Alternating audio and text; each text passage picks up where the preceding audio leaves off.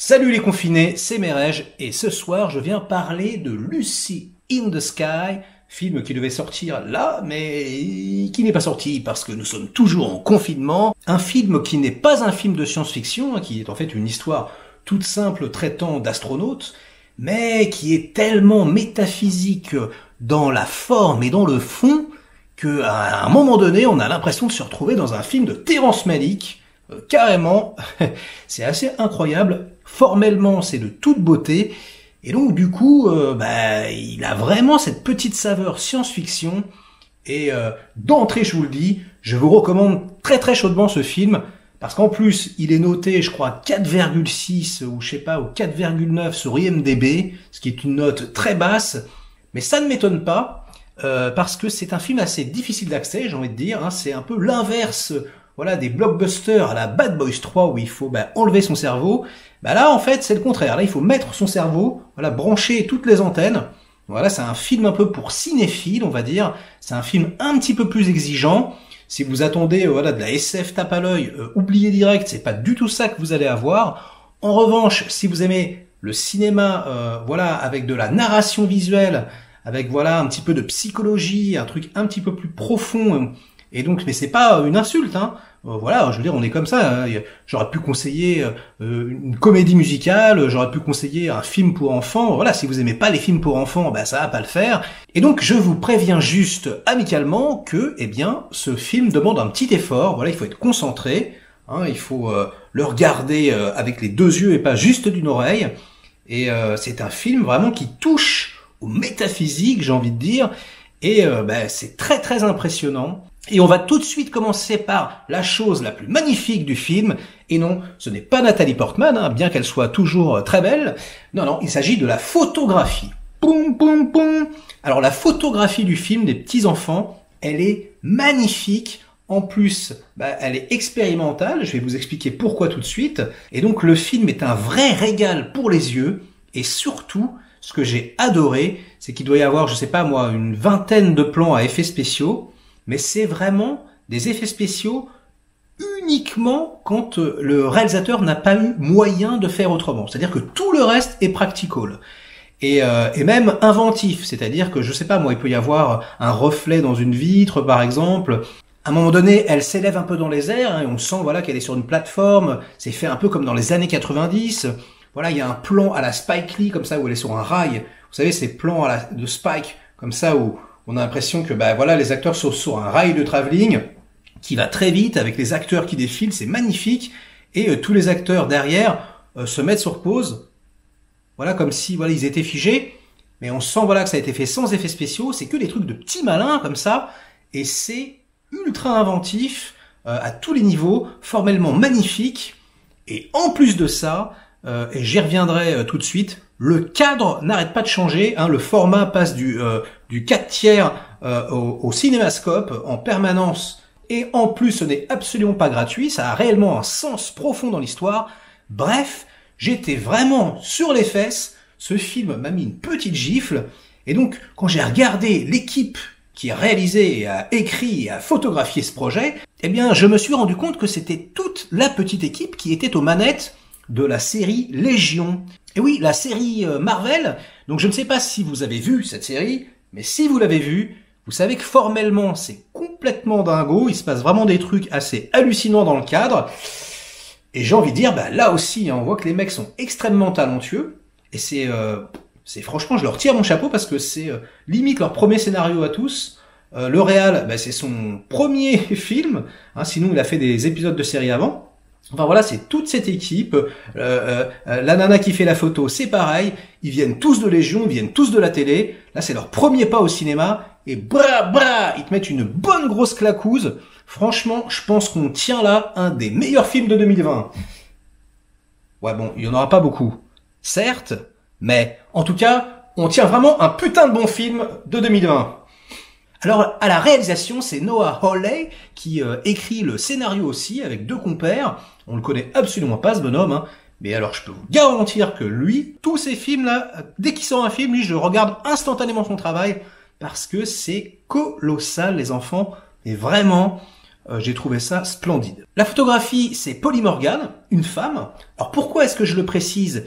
Eh bien, et n'ayez pas peur, hein, n'ayez pas peur, parce que c'est un film, voilà, dans l'air du temps, c'est-à-dire que c'est un film un peu féministe, mais, sauf que là, c'est extrêmement bien fait, extrêmement subtil, c'est pas du tout en mode no passaran, voilà, agressif ou quoi que ce soit, et d'ailleurs, fondamentalement, c'est juste l'histoire d'une humaine, j'ai envie de dire, peu importe qu'elle soit homme ou femme, et c'est ça que j'ai trouvé intéressant, ça soulève des problématiques de femmes aussi, mais voilà, on s'en fout, quoi. C'est l'intérêt du film n'est pas là, quoi. Là, on raconte vraiment une histoire. C'est une histoire d'ailleurs qui est inspirée d'une histoire vraie. Hein, ça raconte l'histoire de l'astronaute Lisa Novak, qui en fait a été arrêtée dans les années 2010 à peu près, 2007 je crois, parce qu'elle tournait en fait autour d'un homme qui lui-même tournait autour d'autres femmes. Il y avait voilà une histoire de jalousie. Et en fait, tout ce petit monde, ils étaient tous astronautes. Ils travaillaient tous à la NASA. Et quand tu travailles à la NASA, t'as absolument pas le droit de draguer ni voilà de faire des petits clins d'œil aux gens qui travaillent là, hein, parce que ça pourrait compromettre les missions futures. Donc voilà, tout le monde a été dans la merde. Il y en a qui ont fait de la prison, il y en a qui se sont fait virer de la NASA. Ça, c'est l'histoire vraie. Là, elle est un petit peu romancée, mais voilà, c'est clairement inspiré de cette histoire. Alors, qu'est-ce que ça raconte, Lucy in the Sky? Déjà, ce n'est pas une adaptation de la chanson des Beatles, hein, non. Ça raconte l'histoire d'une astronaute. Le film s'ouvre sur elle, elle est dans l'espace, voilà, Nathalie Portman dans son scaphandre, elle est dans l'espace, seule, voilà, le regard de Dieu sur la Terre qui est toute petite, voilà, l'immensité devant elle, c'est magnifique, hein, déjà comme scène d'ouverture, et voilà, on sent toute la décharge émotionnelle qu'elle se prend. Et ça ne dure pas longtemps, hein, puisque instantanément on apprend que c'est la fin de la mission qu'elle est venue accomplir. On n'a même pas vu de mission, on l'a juste vue comme ça flotter quelques secondes. Elle est obligée d'amérir sur Terre. Et on se rend compte instantanément qu'elle souffre d'un mal, et on va appeler ça le mal de l'espace. Voilà. En fait, une fois qu'elle a atterri, elle n'a qu'une seule idée, c'est retourner dans l'espace. Donc elle fait des pieds et des mains pendant tout le film, quitte à devenir la meilleure, à travailler d'arrache-pied, mais vraiment, parce que c'est son obsession. Elle veut remonter dans l'espace coûte que coûte, et on se rend compte que ce mal touche énormément d'astronautes. Hein. Ils forment même un club, voilà, et on sent, voilà, qu'ils ont un tout petit peu pété les plombs. Hein. Moi, je me rappelle de rumeurs quand j'étais petit qui disaient que Neil Armstrong, depuis qu'il avait marché sur la Lune, il se prenait pour Dieu.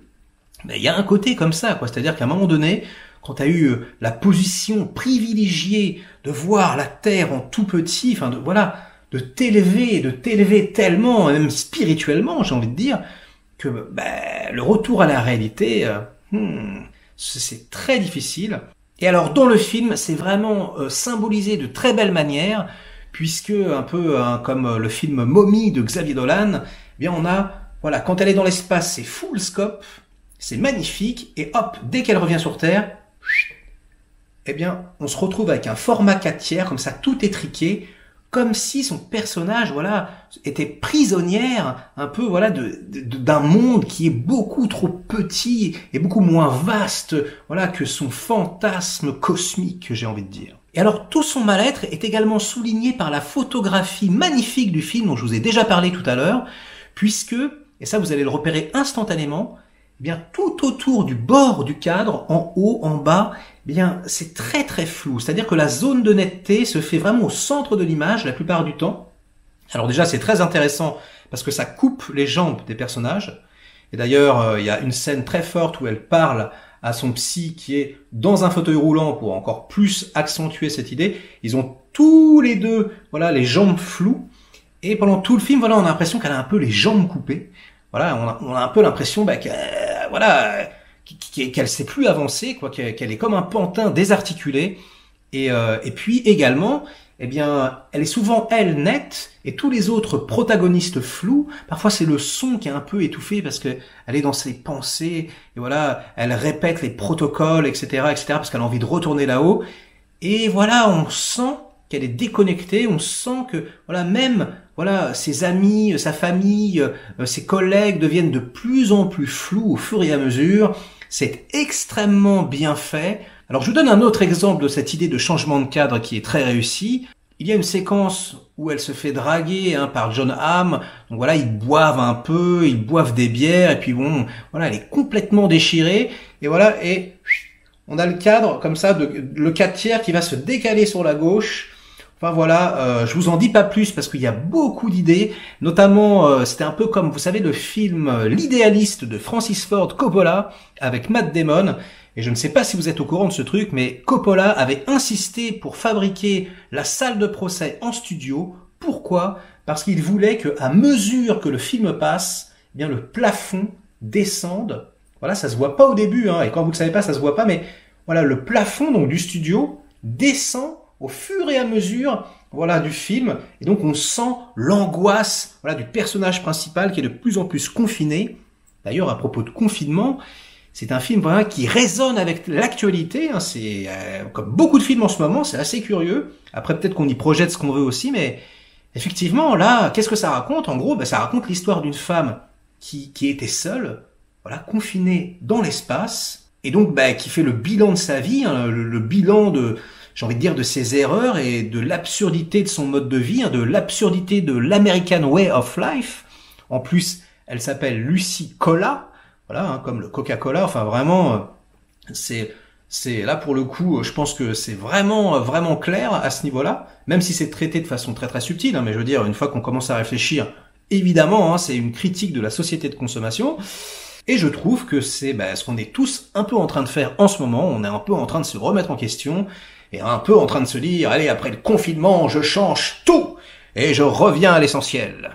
Voilà, il y a un truc comme ça qui joue, et j'ai trouvé ça vraiment très intéressant. Alors, le film a coûté 27 millions de dollars, donc formellement c'est magnifique.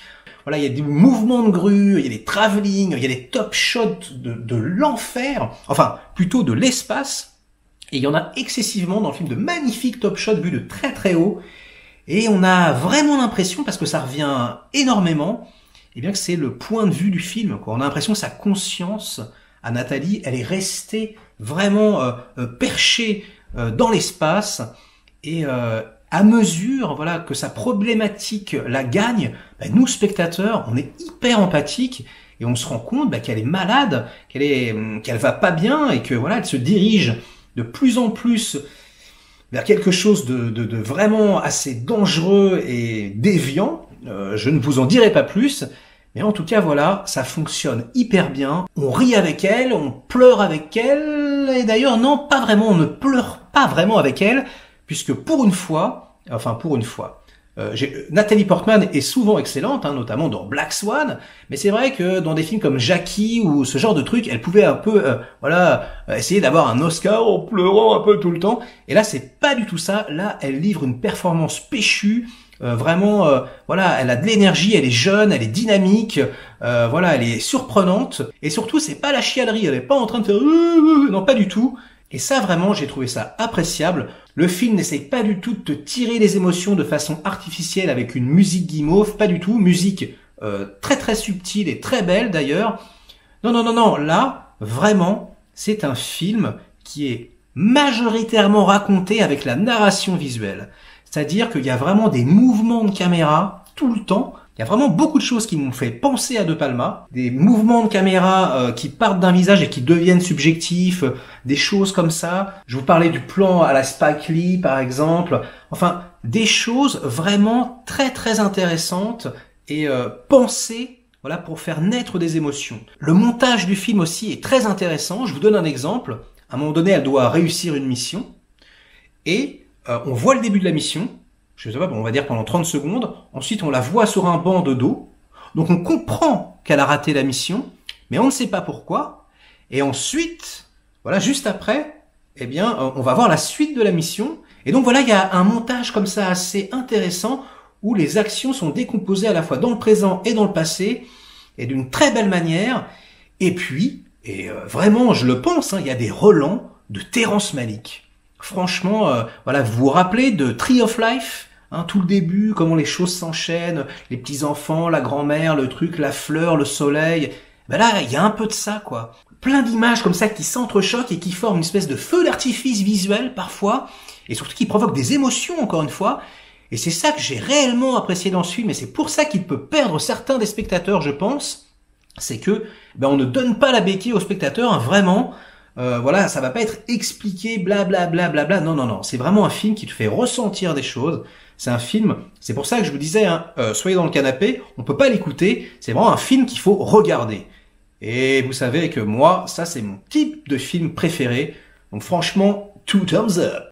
Ah oui, je voulais rajouter une toute petite chose. Hein. Dans le casting, il y a également Dan Stevens que j'ai découvert dans The Guest, ce film-là. Et ce film, croyez-moi sur parole, c'est une bombe atomique. Allez tout de suite vous jeter sur ce film. C'est un mélange, et je le pense vraiment, entre Terminator 1 et Rambo 1.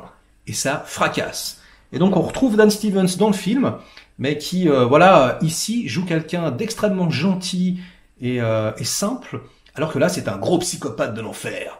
Mais vraiment, ça tue. Voilà, à chaque fois, hein, je pars en digression, mais voilà, c'est tout pour la digression. Bref, vous avez compris, j'ai adoré ce film. Je vous encourage absolument à le voir instantanément, surtout dans cette période de vache maigre, encore une fois. C'était mes rêves, voilà. Hein. Eh ben, écoutez, on fait comme on peut, hein, le 11 mai. Le 11 mai, je ne sais pas, mais je n'y crois pas. On verra bien. Et voilà les confinés, ce sera tout pour ce soir. Hein. Je vous recommande vraiment chaudement ce film. Et je vous rappelle quand même que j'ai cité à la fois Terrence Malick et De Palma. Hein, vous commencez à me connaître, donc si j'ai cité ces deux-là, c'est que vraiment le film a des qualités exceptionnelles. Donc je ne sais pas ce que vous faites encore ici, mais si j'étais vous, j'irais me jeter dessus. Voilà, bon confinement les enfants, ne pétez pas trop les plombs, et à très vite pour de nouvelles aventures. Ciao les confinés.